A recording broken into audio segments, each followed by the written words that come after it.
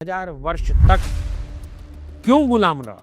इसका एक बहुत बड़ा कारण है हमने स्त्री शक्ति, हमने शक्ति की उपासना करना ही बंद कर दिया। गुरुजी, माँ प्रत्यंगिरा का जब नाम आता है जी करेक्ट। तो माँ प्रत्यंगिरा का ओरिजिन क्या है? कहाँ से माँ प्रत्यंगिरा का? देखिए क्या है, सबसे पहले तो जैसे कि नाम से ये ज्ञात हो रहा है, प्रत्येक अंग की रक्षा करने वाली शक्ति ही प्रत्यंगिरा है। लेकिन जो माँ प्रत्यंगिरा के साधक हैं या फिर जो पूजा या यज्ञ होते हैं, उससे हम अपनी रक्षा तो करते हैं, लेकिन जो तांत्रिक है जिसने हमारा बुरा सोचा, उसका कैसे विनाश हो जाता है? एक होती है प्रत्यंगिरा, एक होती है विपरीत प्रत्यंगिरा। माँ प्रत्यंगिरा हमारे यहाँ जो मंदिर प्रांगण में है वो विपरीत प्रत्यंगिरा। विपरीत प्रत्यंगिरा क्या करती हैं कि जिसने जो चीज़ जैसी भेजी उसके पास वैसे ही।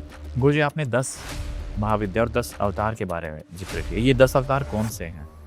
जब ब्रह्मांड की रचना होने लगी तो नाद हुआ, उस नाद से बिंदु और बिंदु से फिर एक त्रिकोण बना और फिर आगे पूरा श्रीयंत्र बना, यानी ये संसार का निर्माण। नमस्कार दोस्तों, मैं समस्त प्रभु भक्ति में आपका स्वागत करता हूँ। दोस्तों, सनातन धर्म में बहुत सारे ऐसे देवी देवता हैं जो हमारी रक्षा करते हैं, हमारे धन धान्य में वृद्धि करते हैं। लेकिन आज हम एक ऐसी देवी के बारे में बात करने जा रहे हैं जो आपकी रक्षा तो करेगी, लेकिन अगर जिसने आपका बुरा सोचा उसका भी विनाश कर देंगे। जी हाँ दोस्तों, आज हम बात करेंगे माँ प्रत्यंगिरा के बारे में। आज उनकी महिमा के बारे में जानेंगे, किस तरीके से हमारा जो मार्ग है, हमारा जो साधना मार्ग है या फिर पूजा पद्धति है, वो किस तरीके से हम कर सकते हैं, क्या उसका सही तरीका होना चाहिए। मैं स्वागत करना चाहता हूँ हमारे स्टूडियो में श्री माँ बगलामुखी मंदिर दिल्ली से महंत श्री स्वामी आलोक जी महाराज। जय माई की। गुरुजी, माँ प्रत्यंगिरा का जब नाम आता है तो बहुत सारे लोग तो इस नाम से ही अनजान है। मुझे लग रहा है कि बहुत सारे लोग तो अभी तो थोड़ा बहुत आ रही हैं चीजें निकल के, लेकिन बहुत सारे लोग तो अभी भी फर्स्ट टाइम सुन रहे होंगे। जी करेक्ट। तो माँ प्रत्यंगिरा का ओरिजिन कहाँ से, क्या है, कहाँ से माँ प्रत्यंगिरा का? देखिए क्या है, सबसे पहले तो जैसे कि नाम से ये ज्ञात हो रहा है, प्रत्येक अंग की रक्षा करने वाली शक्ति ही प्रत्यंगिरा है। इसको ऐसे भी समझा जाएगा अगर हम तांत्रिक महत्व से बात करें कि जब प्रत्येक अंग का न्यास करा जाता है, जिसको षोडन्यास, महाषोडन्यास, लेकिन मैं विशेष रूप से सबको बता दूं, ये प्रत्येक व्यक्ति के लिए नहीं होते षोडन्यास और महाषोडन्यास। महाषोडन्यास और षोडन्यास गुरु की अनुमति के उपरांत ही करने चाहिए और गुरु के सानिध्य में ही होते हैं और गुरु इसकी दीक्षा देते हैं। अन्यथा इसमें समाधान की जगह समस्या ज्यादा बन जाती है। परंतु तांत्रिक महत्व है, इसलिए इसमें मैं बता देता हूं कि प्रत्येक अंग, जैसे हमारे यहाँ प्रत्येक ऑर्गन है ना, वो प्रत्येक ऑर्गन ही एक देवता है। उस ऑर्गन को एक देवता कहने का एक कारण है। अब यहाँ पर मैं एनर्जी के स्वरूप में भी बात करूंगा, वैसे भी बात करूंगा। अब जैसे किसी व्यक्ति की किडनी खराब हो गई, तो किडनी क्यों खराब हुई? आज की रिसर्च ये बता रही है कि जब वह किडनी एक सर्टेन वोल्टेज पे काम करती है, उस वोल्टेज की कम या ज्यादा होने से वो किडनी में इम्पैक्ट आना शुरू हो जाता है। हमारा जो माइंड है, हमारे जो कान हैं, हमारे जो जो भी हमारे ऑर्गन्स हैं, लंग्स हैं, हार्ट है, हर एक सर्टेन करंट चार्ज पर काम कर रहे हैं। उस सर्टेन चार्ज को ऊपर नीचे होने पर समस्याएं का कारण बनता है। अब क्या होता है, जो व्यक्ति यानी जो तांत्रिक गलत करता है, जो वह मंत्रों से, अन्य किसी क्रियाओं से इस तरह से हमला करता है या समस्या को क्रिएट करता है, तो इस चार्ज को ही बेसिकली ऊपर नीचे वोल्टेज को डिफरेंट। जब आप मां प्रत्यंगिरा के मंत्रों का जाप करते हैं, जब वह मंत्र जाप होना शुरू हो जाता है और प्रत्येक अंग का न्यास इसी के साथ जुड़ जाता है, तो आपका शरीर पूरा प्रोटेक्टेड हो जाता है।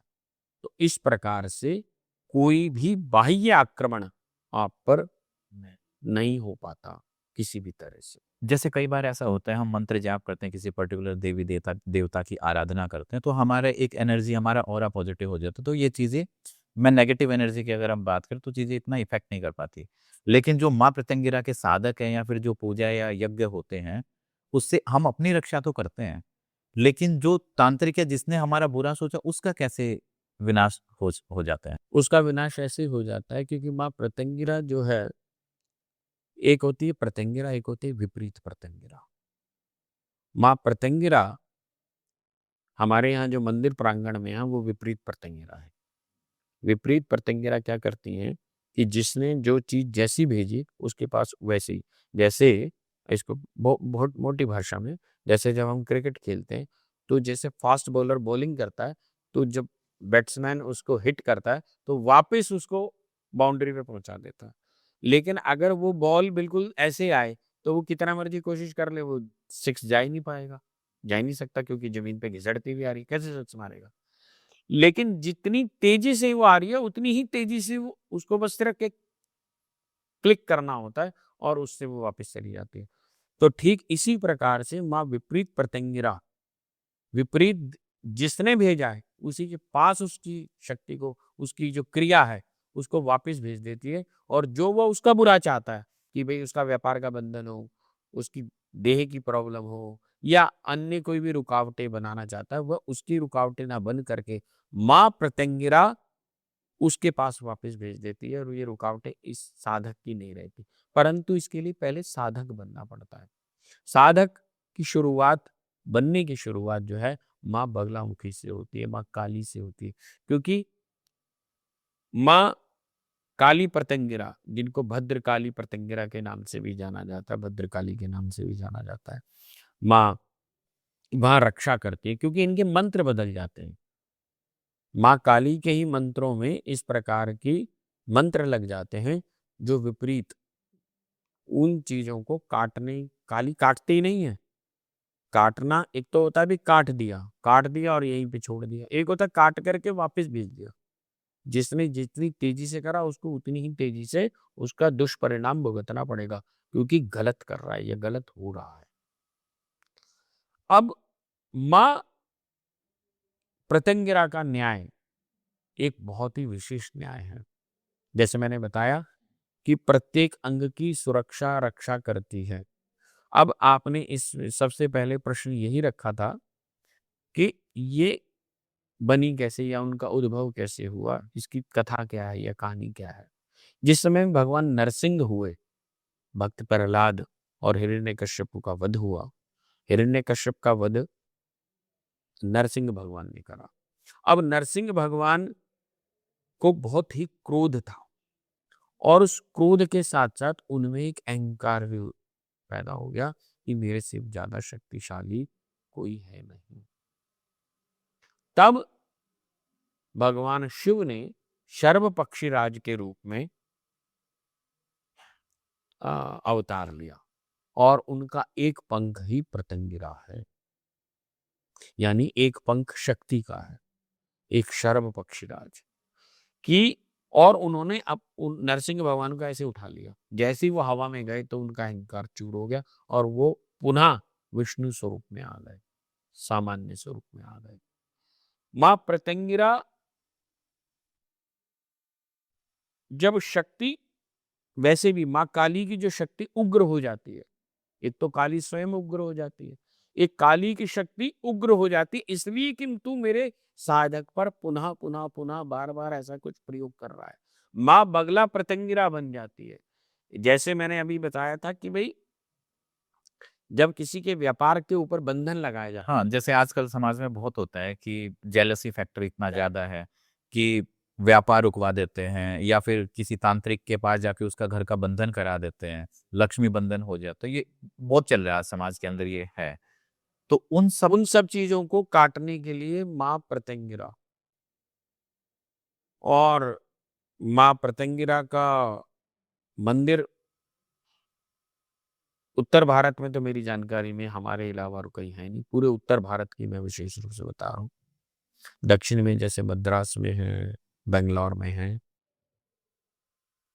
और विपरीत प्रत्यंगिरा तो और प्रचंड हो जाती है। वैसे मैं जल्दी से किसी को मंत्र नहीं देता हूँ, माँ प्रत्यंगिरा की, माँ विपरीत प्रत्यंगिरा की, पर जिनको भी मंत्र मिलते हैं, उनके ऊपर विशेष कृपा अवश्य होती है। उसके लिए साधना करनी होती तो यहाँ पे 2 तरीके हैं। एक तो मैं मेरा खुद का मार्ग ऐसा हो कि मैं साधना के थ्रू माँ प्रत्यंगिरा तक पहुँच पाऊँ। दूसरा ये है कि जो लोग इस मार्ग में नहीं जा सकते लेकिन समस्या से पीड़ित हैं, वो वैसे मंदिर में आके अपना आ करा सकते सकते हैं। हैं। हाँ, देखिए, हमारे यहाँ पे क्या है ना कि जैसे माँ प्रत्यंगिरा के विशेष यज्ञ होते हैं, विशेष उनका अनुष्ठान भी होता है। माँ प्रत्यंगिरा का तो बहुत होता है। हम अभी पिछले कुछ ही दिन पहले भी माँ प्रत्यंगिरा का बहुत ही एक विशाल यज्ञ हुआ था और उनकी अनुकंपा जिस पर प्राप्त हो जाए, जिसको प्राप्त हो जाए, तो ऐसा हो ही नहीं सकता कि उसके ऊपर कोई भी कैसा भी तंत्र बाधा रुकी रहे, कट जाएगी, अपने आप कट जाएगी। उसमें कोई समस्या यज्ञ के होने से ही। यज्ञ के होने से, उनके मंत्रों के जाप से, अनुष्ठान से, ये सब चीज़ें लेकिन इसके लिए कोशिश मेरी यही रहती है सबसे पहली कि आप सबसे पहले आकर के अर्जी लगाएँ। माँ प्रत्यंगिरा के सम्मुख आकर के अर्जी लगती है। वो क्योंकि मैं अर्जी का सामान जानबूझ कर के नहीं बता रहा हूँ, उसमें क्योंकि थोड़ी गुप्तता है और वो हम लगवाते हैं, करवाते हैं। उससे क्या है कि माँ प्रत्यंगिरा का है, माँ प्रत्यंगिरा के भी अलग-अलग तरीके से अर्जी लगती है। जैसे रोग के लिए है, समस्याएँ जो जो शारीरिक समस्याएँ हैं, तो उसके लिए होती हैं। अब तंत्र के जो प्रयोग होते हैं, विशेष रूप से मैंने देखा है जो, इससे महिलाएँ बड़ी जल्दी पीड़ित हो जाते हैं। उसका एक बहुत बड़ा कारण है। उसका एक कारण क्या है कि जो 3 या 4 दिवस का महिलाओं के साथ ये मासिक धर्म है, उसकी वजह से उन दिनों में क्योंकि आजकल महिलाएँ जो है बाहर भी जाती हैं, वैसे भी होती हैं, तो उस समय में भी उनको बड़ी जल्दी ये चीज़ें अट्रैक्ट कर लेती हैं, अटैच हो जाती हैं, नेगेटिव एनर्जी। Negative energy. अब जो प्रयोग कराए जाते हैं वो इन दिनों में जल्दी इसके ऊपर इम्पैक्ट हो जाते हैं और इस तरह की जो चीजें होती हैं वो योनि में या निपल्स पर आकर के बैठ जाती हैं।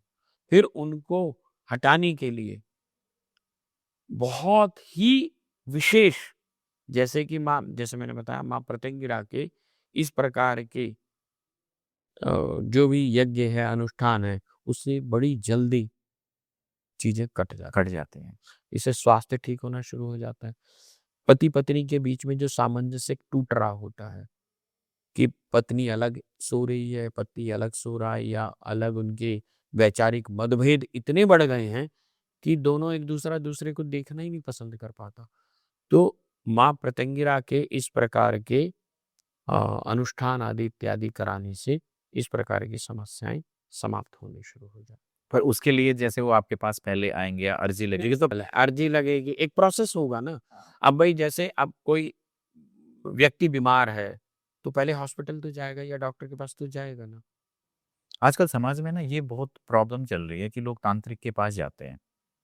तो तांत्रिक उनका समाधान तो कर देता है, लेकिन वो समाधान बहुत ही लिमिटेड टाइम तक रहता है।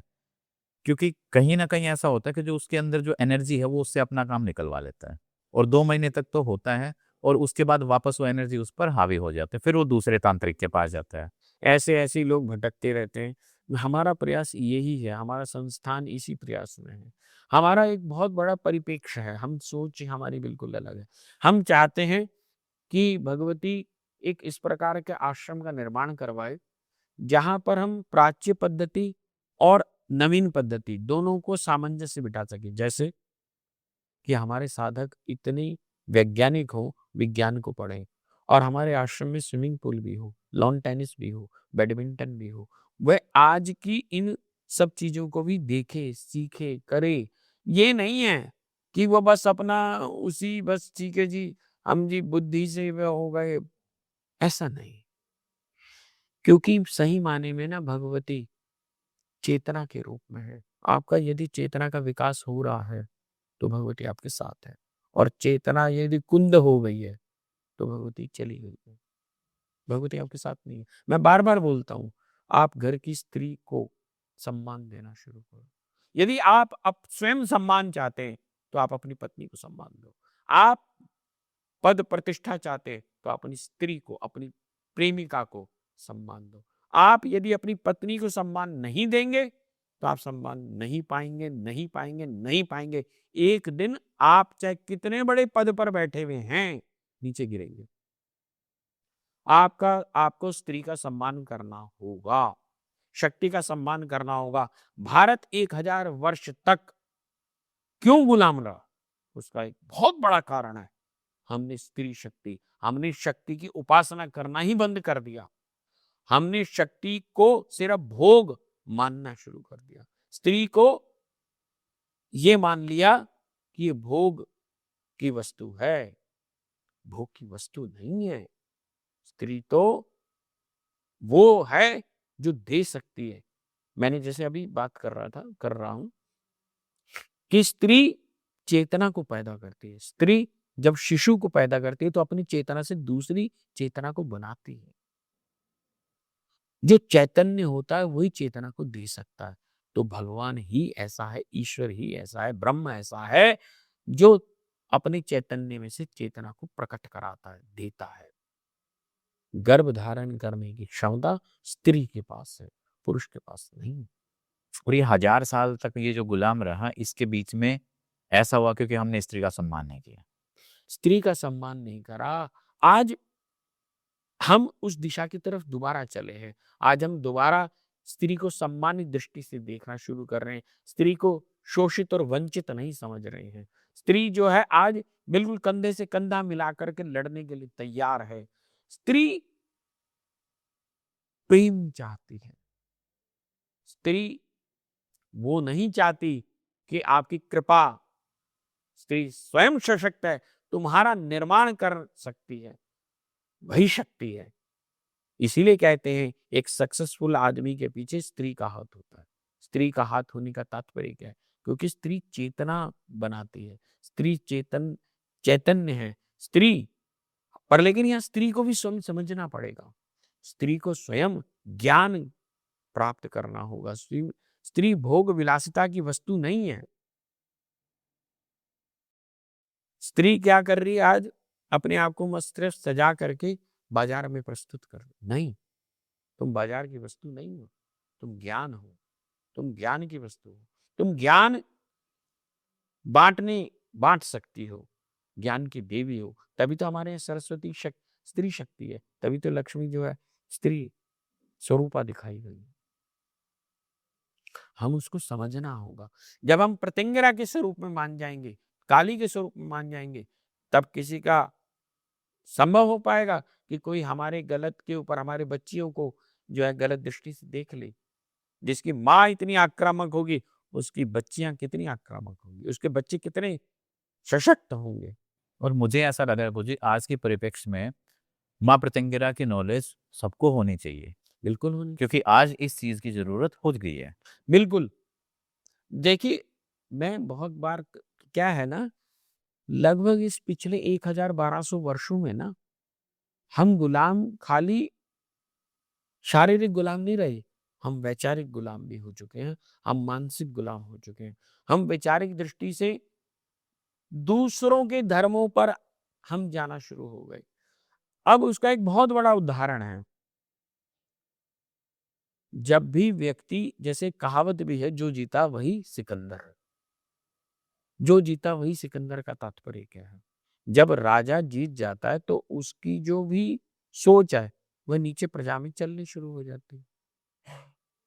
अब जब जीतने वाले सभी मुस्लिम शासक थे तो हमने उनके धर्म को अपनाना शुरू कर दिया, हमने उनकी पूजा पद्धतियों को अपनाना शुरू कर दिया, हमने उनकी बाजारों को अपनाना शुरू कर दिया, हमने चादर चढ़ाना शुरू कर दिया। हम अपनी शक्ति को भूल गए और अपनी शक्ति को प्रताड़ित करना शुरू कर दिया। हमने अपनी नारी को, जो प्रेम के पात्र थे, उनको जो है पैर की जूती समझना शुरू कर दिया। क्यों? क्योंकि दूसरे धर्मों में, दूसरे उसमें वहां पे स्त्री को भोग की वस्तु माना गया। हमारे यहाँ नहीं माना। सनातन धर्म कभी भी नहीं मानता। सनातन धर्म तो हमारे यहाँ वेदों के अंदर कितनी ही विदुषी हुई हैं। मैत्री हुई, गार्गे हुई, लोपामुद्रा हुई, है। और हमारे यहाँ जगत गुरु शंकराचार्य जी का तो जो शास्त्रार्थ हुआ मंडन मिश्र के साथ, भारती उसके अंदर जज थी, उन्हीं की पत्नी, मंडन मिश्र की पत्नी जो थी, उभय भारती जो थी, वो उसकी जज थी। तो इसका मतलब क्या हुआ कि हमारे यहाँ स्त्री जो थी कभी भी अज्ञानता से नहीं, हमारे ज्ञान से परिपूर्ण शक्ति, नारी शक्ति रही है। हमने हमारे यहाँ वेदों में ना जाने कितनी ही स्त्रियों का वर्णन आता है, कितनी ही। और ये पिछले 1000-1200 वर्षों के अंदर हमने स्त्री शक्ति को मात्र स्त्री मान लिया और भोग की वस्तु मान ली। बस यहीं से ही हमारा जो है पराभव होना शुरू हो गया। इसीलिए हम गुलाम हो गए, वैचारिक गुलाम हो गए। शिवाजी ही शिवाजी क्यों बन पाए? क्योंकि इनकी माँ जीजाबाई थी। जीजाबाई की वजह से शिवाजी बन पाए, तभी वो लोहा ले पाए औरंगजेब का। शिवाजी को बनाने वाली जीजाबाई थी। तुम जीजाबाई बन जाओ, तुम्हारे यहाँ शिवाजी पैदा हो जाएगा। आज हम जीजाबाई पैदा कर दें, आज हम लोपामुद्रा पैदा कर दें, आज हम गार्गे, मैत्री, ना जाने इस प्रकार की शक्तियों को सम्मानित दृष्टि से उनके ज्ञान के साथ हो जाएं, तो तुम्हारी जो संतानें हैं वो स्वयं विद्वान और विदुषी स्वयं हो जाएंगे। गुरुजी, माँ प्रत्यंगिरा का क्या रावण से भी कोई संबंध है? हाँ, ऐसा कहा जाता है कि मेघनाथ ने जो जिस समय हनुमान जी महाराज ने जाकर के उनके यज्ञ को का विध्वंस कर दिया था, तो मेघनाथ ने माँ प्रत्यंगिरा को ही सही माने में साधा था, साधने के प्रयत्न करा था। साध तो नहीं पाया था, क्योंकि देखिए फिर वही वाली बात आ गई, क्योंकि उसकी इंटेंशन क्या है, इंटेंशन गलत थी।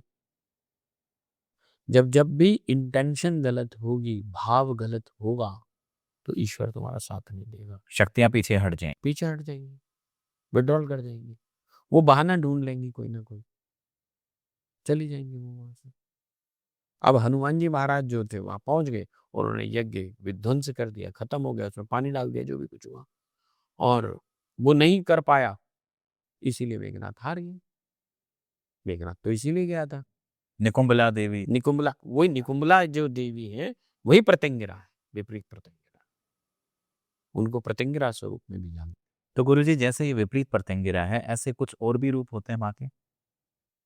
माँ उग्र स्वरूपा जब जब भी हो जाएगी, जब भी किसी की भी संतान को कोई भी व्यक्ति प्रताड़ित करेगा, तो माँ सबसे पहले आगे आ जाएगी।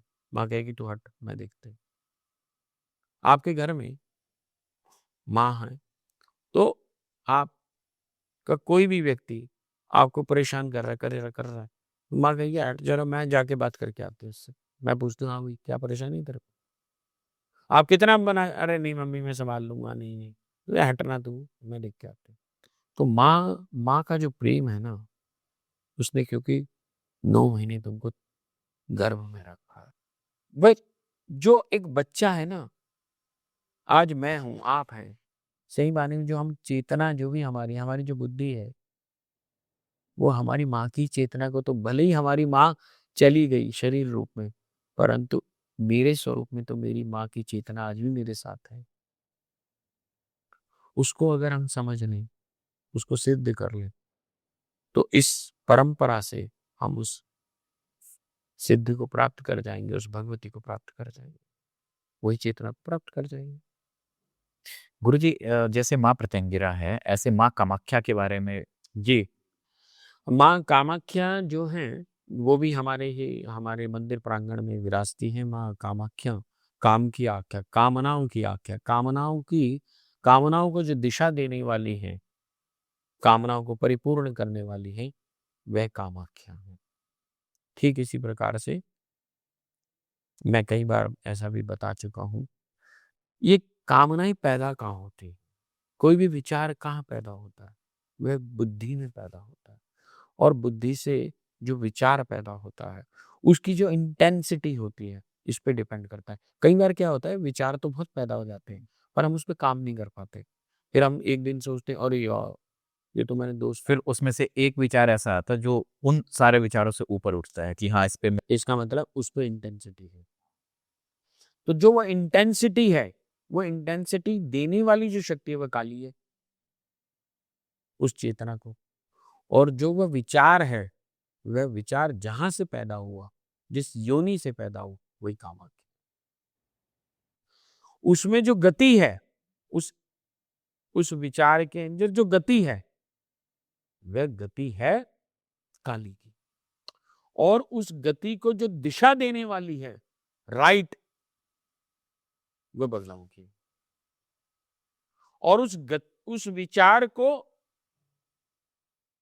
नीचे रूपांतरित करने वाली जो शक्ति है, अब मान लीजिए किसी के मन में एक विचार आया कि पानी से गाड़ी चलेगी, जब बिजली से गाड़ी चलेगी और इसका इंजन अब ऐसे रहेगा ही नहीं। कभी विचार ही तो आया उसका, फिर उसने उस पर वर्किंग करनी चाहिए उस इंटेंसिटी से। आज वो जब हम उस इलेक्ट्रिक वाहन में बैठेंगे और जब उसका आनंद लेंगे, ये माँ ललिता त्रिपुर सुंदरी की कृपा है, यही श्री विद्या है। श्री विद्या वो विद्या है जो आपको भोग और मोक्ष दोनों को देने में सक्षम है। माँ बगलामुखी भी श्री कुल की है, इसलिए ललिता त्रिपुर सुंदरी भी और बगलामुखी भी दोनों ही सक्षम हैं। और वैसे भी जो माँ बगलामुखी की साधना उपासना करेगा भाव के साथ, उसके घर में अभाव नहीं रहेगा, उसके अभाव को वो खत्म कर देगी। चाहे वो बुद्धि के विचार का अभाव हो, धन का अभाव हो, या अन्य कोई भी अभाव हो, जिसको वो अभाव समझ रहा है, जिसकी वजह से वह माँ के पास नहीं जा पा रहा, उस अभाव को वो समाप्त कर। गुरुजी, माँ कामाख्या की जब हम बात करते हैं तो माँ कामाख्या और 10 महाविद्याओं का क्या कनेक्शन? देखिए, जैसे अभी मैंने बताया कि एक विचार कहाँ पैदा होता है, हमारे बुद्धि में। बुद्धि में। तो जहाँ वो पैदा हो रहा है, कोई भी चीज जहाँ से पैदा होती है, हम उसको योनि मानते हैं। इसमें एक बिंदु है, अगर हम इच्छा शक्ति, ज्ञान शक्ति और क्रिया शक्ति माने, इसका बीच का बिंदु है, यही योनि है, यही योनि। इस योनि से जो भी पैदा होने वाला जो भी विचार है, उसकी जो इंटेंसिटी है, जो उसके विचार जा रहे हैं, आ रहे, हो रहे हैं, यही 10 महाविद्याएं हैं। 10 महाविद्याएं एक ऊर्जाएं हैं, और उन ऊर्जाओं को आप स्वरूप जो देते हैं, ये 10 अवतार। और इन 10 अवतारों को जो कार्य रूप में हो पा रहे हैं, अब जैसे हम एक बीज लेते हैं, अब फिर एक थोड़ा सा अलग, अद्वैत और वेदांत, अद्वैत और द्वैत और इस तरह से थोड़ा सा समझते हैं। जैसे एक बीज है आपके हाथ में, किसी भी चीज का बीज है, तो जो बीज है, जब आप बीज को हाथ में ले लो और उसे तोड़ दो, तो ना तो उसमें पत्ते दिखाई देंगे, ना उसमें फूल दिखाई देगा, ना टहनी दिखाई देगी, ना पेड़ दिखाई देगा, कुछ भी नहीं दिखाई देगा। सारे एक जैसा सा कुछ दिखाई देगा, मिश्रण सा है कुछ। परंतु जब आप उस बीज को धरती में लगाओगे, तो बीज में से ही पौधा बनेगा, उसी का वृक्ष बनेगा, उसमें से डंडी टहनी बनेगी, कोई पत्ता बनेगा, कोई फूल बनेगा, तो सब में भेद हो गए। परंतु जो वो बीज में थे, तो कोई भेद नहीं था। जब वो शिव में थी, तो निराकार स्वरूप थी, तो वो ब्रह्म स्वरूप थी। जब वो ब्रह्म स्वरूप थी, तो निराकार थी। और जब वह निराकार से साकार की ओर आने लगी, तो वह परमात्मा हो गई। और जब वह परमात्मा से आत्मा की तरफ चली, वो जीव हो गई।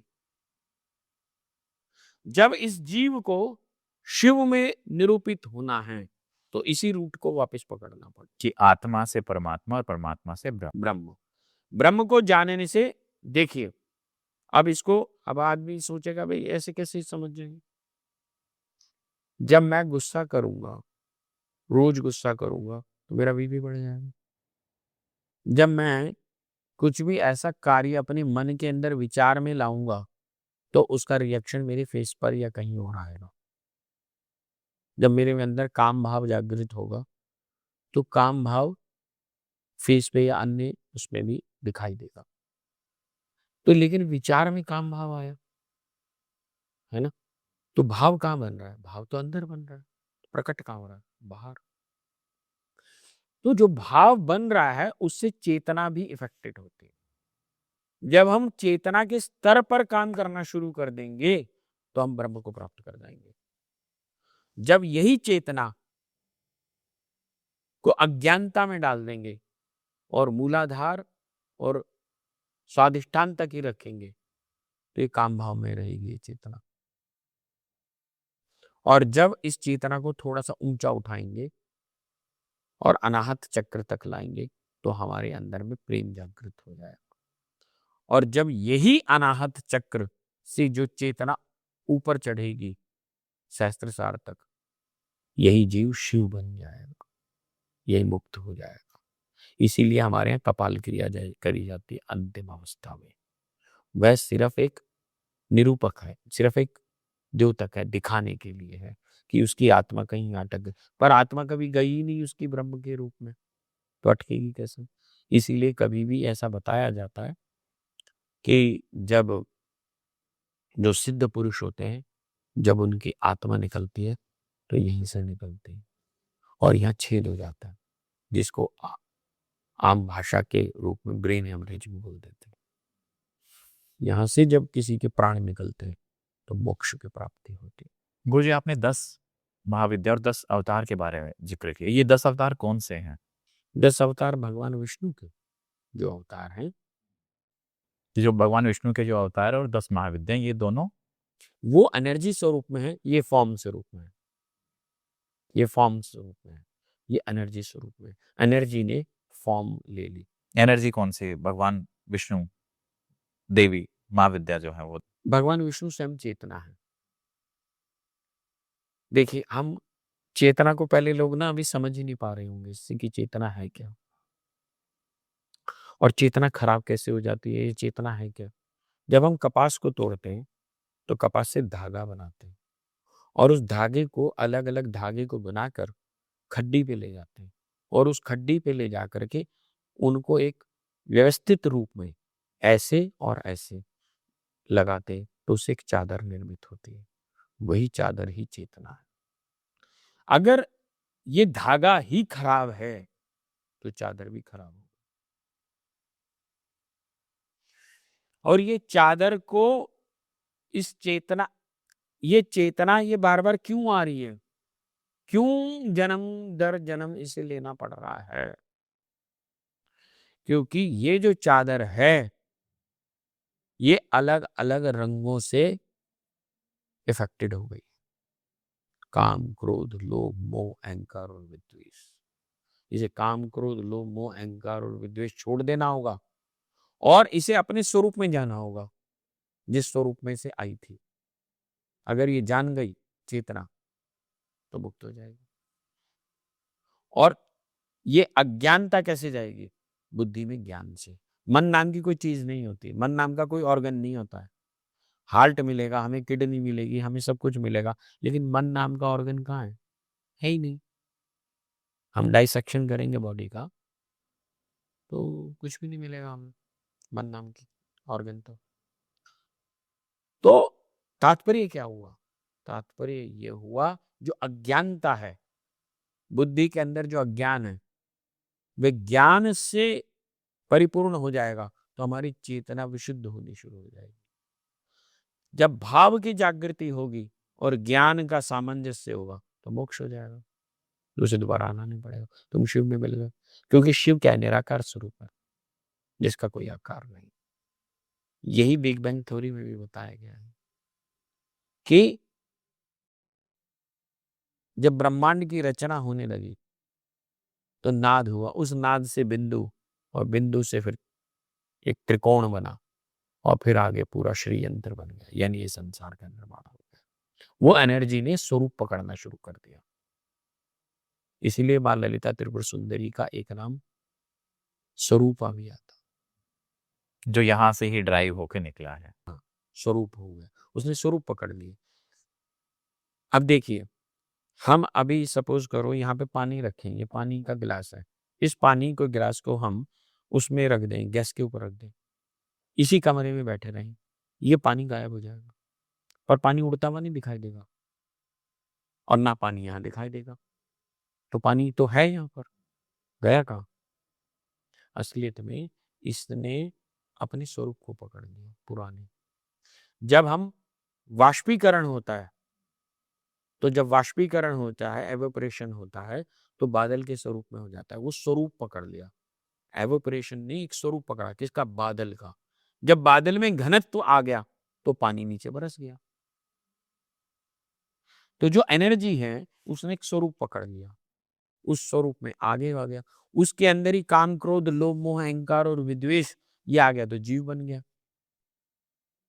जब ये काम, क्रोध, लोभ, मोह, अहंकार और विद्वेष चले जाएंगे, जब उसे ये लगेगा मैं ही शिव हूं, सारे मेरे जैसे हैं, किसी में कोई भेद नहीं है, सारे शिव हैं, तो बस चेतना जागृत होनी चाहिए। पर ये ऐसे आएगा नहीं। हमारे यहाँ वेदांत के माध्यम से, उपनिषदों के माध्यम से, तंत्र के माध्यम से इसको जानना होगा। और शिव तो आनंद में रहते हैं। जब शिव आनंद में रहते हैं तो आपका आनंद जब बढ़ना शुरू हो जाता है तो समझ लो, जब आप साधना उपासना कर रहे हो और आपको आनंद आ रहा है, तो समझ लो आप जिसकी साधना कर रहे हैं उसको वह पूजा प्राप्त हो रही है, कि आपकी पूजा वहां तक पहुंच रही है। तभी तो आपको आनंद आ रहा है, उसका प्रतिफल आपको मिल रहा है। और अगर आप में वह आनंद नहीं आ रहा, आपके अंदर कुढ़न आ रही है, आपको लग रहा है यार कितनी देर होगी, फटाफट उठो, गुरुजी ने बताया था 11 माला करनी है, कब खत्म होगी, कब खत्म, फिर नहीं रहेगी, कुछ भी नहीं, कुछ मिलेगा ही नहीं, फिर तो आप टाइम वेस्ट कर रहे हो। Wastage of time. हाँ, पर लेकिन अभ्यास बन रहा है, क्योंकि तंत्र आपको अनुशासित करता है। जब आप रोज स्कूल जाना शुरू हो जाते हो, कभी ना कभी आपको टीचर की बात भी समझ आ रही। जब आप क्लास में बैठोगे तो कभी तो समझ आएगी, जब आप क्लास में नहीं बैठोगे, क्योंकि तंत्र आपको अनुशासित करता है, प्रेम आपको अनुशासित करता है। आप अनुशासन के बंधन में नहीं बंधना चाहते, इसलिए आप प्रेम नहीं चाहते। स्त्री चाहती है आप अनुशासित हो जाओ, शक्ति चाहती है आप अनुशासित हो जाओ, आपके जीवन में अनुशासन आ जाए। तुम अनुशासनहीनता चाहते हो, और यही अनुशासनहीनता तुम राष्ट्र के रूप में करते हो। यही वैचारिक दृष्टिकोण जो है राष्ट्र के रूप में, संसार के रूप में होना चाहिए। इसीलिए ईरान, इराक, अमेरिका आदि इत्यादि का आज कोई युद्ध जो चल रहा है, ये अनुशासनहीनता ही तो है। एक राष्ट्र दूसरे राष्ट्र को अपने अंदर में चाहता है, किसी भी लालच से उसकी चीजों को कंट्रोल करना चाहता है, परंतु ये भूल जाता है कि आप कभी भी किसी को गुलाम नहीं बना सकोगे। इंग्लैंड हमको गुलाम नहीं बना पाया, कभी ना कभी हमने जो विद्रोह करा, हम बाहर आ गए, उनको छोड़ के जाना पड़ा। बिल्कुल। आज अमेरिका चाहता है कि मैं पूरी ही दुनिया के ऊपर अपना शासन कर लूं, ये इसकी भूल है, उसका खमियाजा उठाना पड़ेगा उसको। यही चेतना चाहिए कि हम सब एक हैं। तो चलिए फिर इस डिस्कशन को हम यही एंड करते हैं। उम्मीद है दोस्तों आपको जानकारी अच्छी लगी होगी। अगर आपके कोई भी सवाल है, सुझाव है, या फिर आप गुरुजी से कनेक्ट करना चाहते हैं, तो नीचे दिए गए कॉन्टैक्ट नंबर से आप गुरुजी से बात कर सकते हैं या गुरुजी से कनेक्ट कर सकते हैं। तो दोस्तों मिलते हैं आपको एक नए टॉपिक में, एक नई एनर्जी के साथ में। तब तक बने रहिए हमारे साथ। धन्यवाद।